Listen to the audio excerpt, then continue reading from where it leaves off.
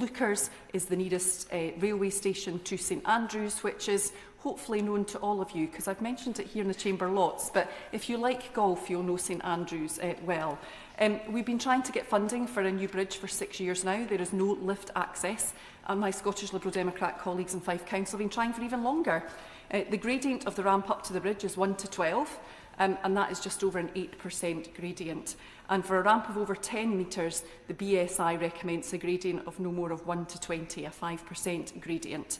And that is simply not the case at Leuchars at all. It is not a short ramp, it is many metres, and it is a real challenge for those using wheelchairs, prams, but also for visitors coming to St Andrews, that the first thing they have to do is humph their case up a ramp and down again, rather than being able to access a lift.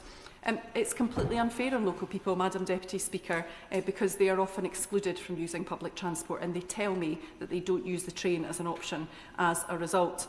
Now, last year, ScotRail and Network Rail, ScotRail hosted a roundtable on the future of train services in Fife and listed Leuchars as being lower priority, and I can't get my head round that classification. I'm waiting for a meeting accordingly.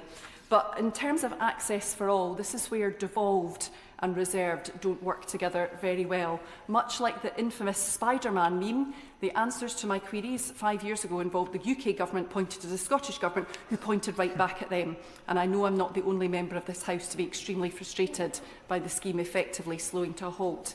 In a written statement in January, the Government downgraded and indeed halted some proposed works on projects under Access for All. And I would be interested in the Minister setting out how this squares with reporting by Disability Rights UK in 2024 that Access for All had actually been underspending prior to that. The statement went on to say there might be some fit funding available in the next spending review, but that means we aren't expecting any announcements for another 3 years, just as we head into general election. Are we seriously saying that there will be no access for all spending rounds in the whole remainder of this Parliament? Finally, less about funding but directly relevant to what our constituents would expect. I would like to hear whether they're going to be publishing any outcomes from the review into design standards for accessible railway stations. Using public transport shouldn't be a luxury. It is something we should be trying to encourage our constituents to do at every opportunity. And for those putting disabled considerations to one side, if we are talking about economic inactivity, how we get people to work, how we get people accessing work, and indeed those with disabilities into work, this should be an absolute priority for our public services.